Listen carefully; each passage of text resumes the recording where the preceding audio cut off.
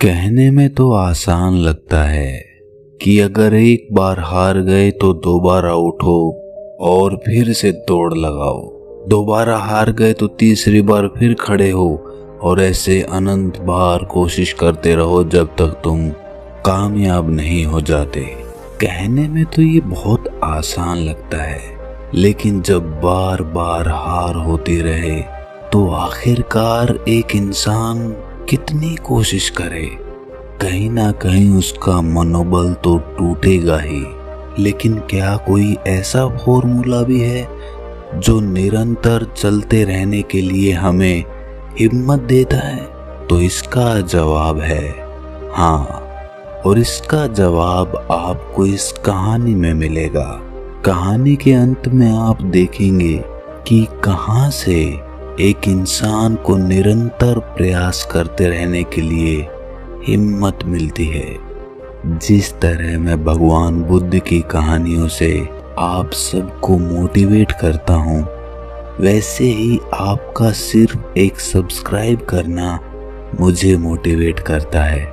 लेने और देने का ये सिलसिला चलता रहे, इसलिए इस चैनल को अभी सब्सक्राइब जरूर कर ले।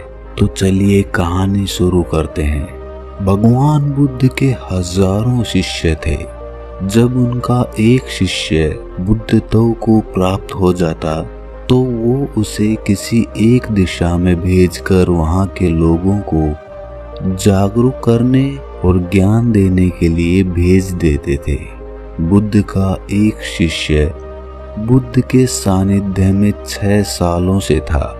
वो एक दिन महात्मा बुद्ध के पास आया और बुद्ध से कहा कि हे बुद्ध, मुझे आपके पास 6 साल हो गए हैं। मेरे बाद कितने शिष्य आए, उन्हें आपने इस बीच किसी एक दिशा में ज्ञान देने के लिए भेज दिया, लेकिन मुझे अभी तक नहीं भेजा। क्या मुझे अभी तक बुद्धत्व प्राप्त नहीं हुआ है? बुद्ध मुस्कुराए और बोले, ये तो तुम्हें खुद समझना होगा कि तुम्हें बुद्धत्व प्राप्त हुआ है या नहीं। शिष्य बोला, हे बुद्ध, आपने मुझे इन 6 सालों में जो भी उपदेश दिया है, मुझे वो सब याद है। आपकी बताई एक एक बात मुझे याद है। आप मुझसे कुछ भी पूछ सकते हैं, मैं आपको हर उत्तर देने के लिए सक्षम हूँ। आप मुझे एक मौका तो दें ताकि मैं किसी भी दिशा में जाकर लोगों को आपके ज्ञान के बारे में बता सकूं। बुद्ध ने कहा, ज्ञान की बातों को याद रखने से कुछ नहीं होता जब तक आप उसे अपने आचरण में ना लेकर आओ। जब तक आप किसी चीज को अपने आचरण में नहीं लाएंगे, तब तक आप दूसरों को नहीं कह सकते कि वो उसे अपने आचरण में लेकर आए। शिष्य ने कहा, जो भी हो, कृपा कर मुझे एक मौका तो दें। आप मुझ पर भरोसा रखें। मैं सभी को अपने ज्ञान से प्रभावित कर सकता हूँ। मैं लोगों को ऐसी बातें बता सकता हूँ जिससे उनके जीवन में शांति आएगी और वो शांतिपूर्वक अपना जीवन जी सकेंगे। बुद्ध ने कहा, अभी तुम तैयार नहीं हुए हो। जब तुम तैयार हो जाओगे, मैं तुम्हें खुद सही मार्ग पर जाने के लिए कहूँगा। शिष्य ने कहा, क्यों बुद्ध, आपने मुझे इन 6 सालों में इतना भी ज्ञान नहीं दिया जिससे मैं लोगों को प्रभावित कर सकूं? आखिरकार बुद्ध ने हार कर कहा, ठीक है, तुम पूर्व दिशा की तरफ चले जाओ। वहां तुम्हें एक गांव मिलेगा। उससे तुम भिक्षा मांग कर लाओ और वहां के लोगों को अपने ज्ञान के बारे में बताओ। कल सुबह तुम वहां अकेले जाना और शाम को आकर मुझे बताना कि तुमने कैसे वहां के लोगों की मदद की। वो शिष्य ये सुनकर बहुत खुश हो गया और बुद्ध का आशीर्वाद लेकर वहां के लिए चल दिया। वो रात भर ज्ञान समेटता रहा। वो मन ही मन सोच रहा था कि मैं कल वहां पर ऐसी ज्ञान की छाप छोड़ूंगा कि वहाँ के लोगों के साथ बुद्ध भी मुझसे प्रभावित हो जाएंगे। सुबह उठकर वो बुद्ध को प्रणाम करने गया। उन्हें प्रणाम कर वो पूर्व दिशा की तरफ निकल गया। शाम को जब वो वापस आया तो बुद्ध ने देखा कि उस शिष्य के माथे पर चोट लगी है और खून बह रहा है। बुद्ध ने उसे पट्टी की और पूछा कि तुम्हें ये चोट कैसे लगी? शिष्य ने कहा कि बुद्ध, वहाँ के लोग बेहद ही दुष्ट हैं, उन्हें जरा भी बुद्धि नहीं है। मैं उस गांव में भिक्षा लेने के लिए गया पर किसी ने मुझे भिक्षा नहीं दी। सब मुझे गालियां दे रहे थे। एक व्यक्ति ने मुझे भिक्षा तो दी लेकिन नीचे फेंक कर और कहा, इसे उठा लो। मैंने उन्हें काफी समझाया लेकिन वो मेरी बात सुनने को तैयार ही नहीं थे। उल्टा उन्होंने मेरे साथ हाथापाई कर दी जिससे मुझे ये चोट लग गई। हे बुद्ध, आप मुझे दूसरी जगह भेजें जहाँ के लोगों में बुद्धि हो।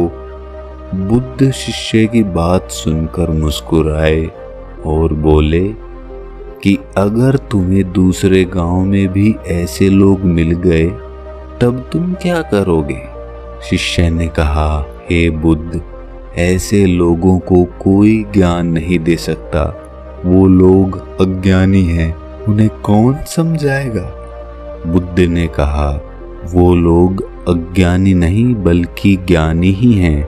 उनके पास बहुत बुद्धि है और उनके पास खुद का अपना ज्ञान है।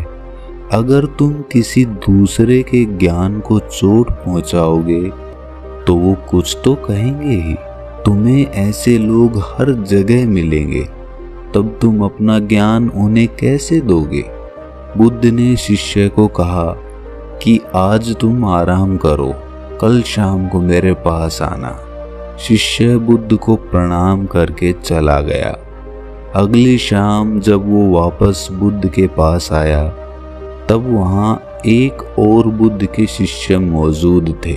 उनके हाथ में चोट लगी हुई थी। बुद्ध ने उस शिष्य के हाथ पर चोट देखकर उस पर पट्टी की और उस शिष्य से पूछा कि तुम्हें ये चोट कैसे लगी? शिष्य ने कहा, बुद्ध, आपने पूर्व के गांव में मुझे जाने के लिए कहा था, वहीं पर मुझे ये चोट लगी। बुद्ध ने कहा, वहां तुम्हारे साथ क्या हुआ था? शिष्य ने कहा, हे बुद्ध, वहां पर मैंने सबसे भिक्षा मांगी लेकिन किसी ने मुझे भिक्षा नहीं दी।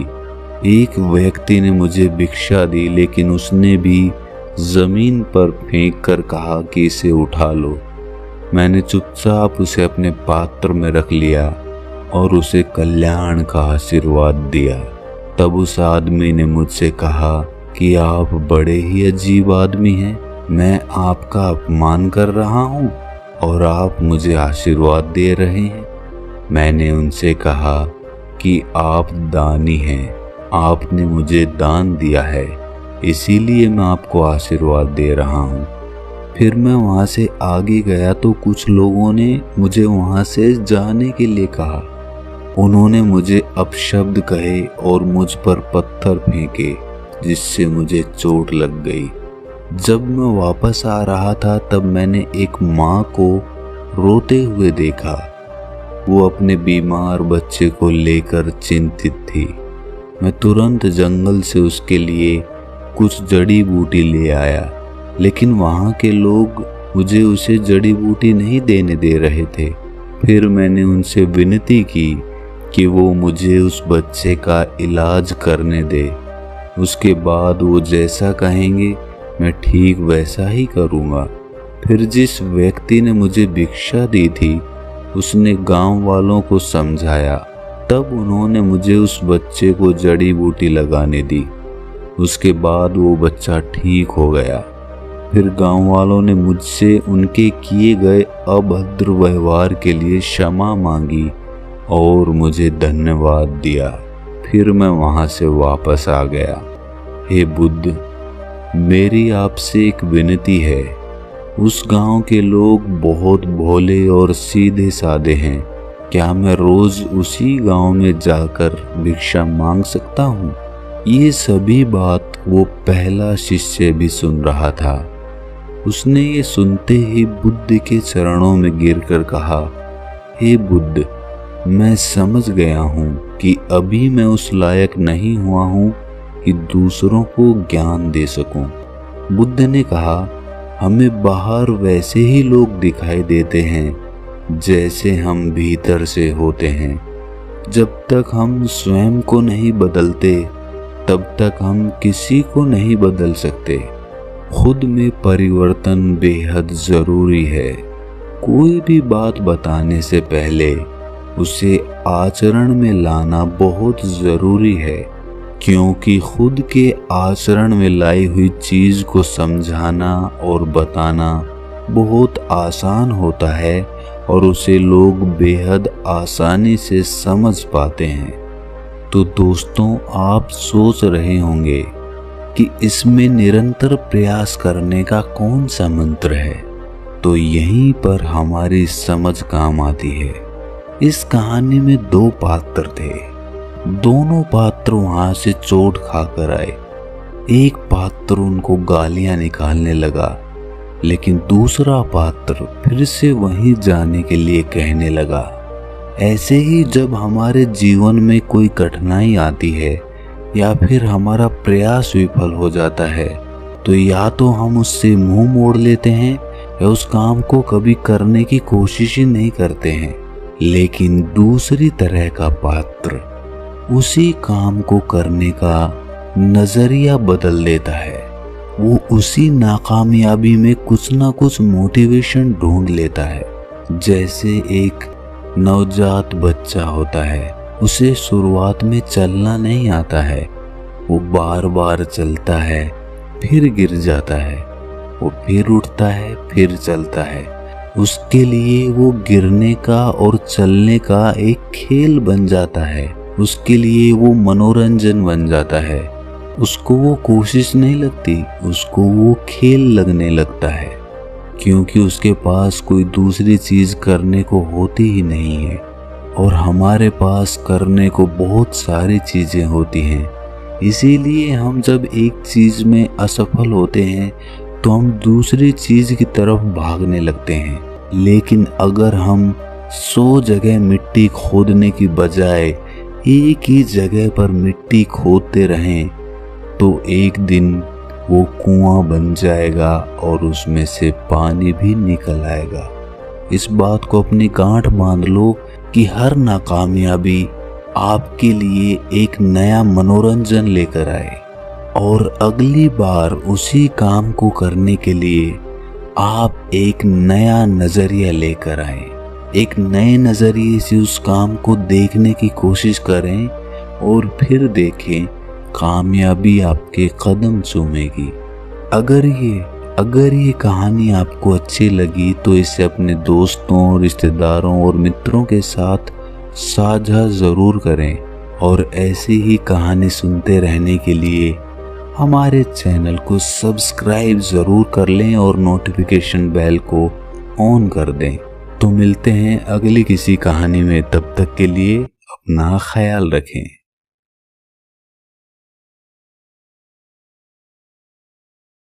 Thanks for watching. Please subscribe.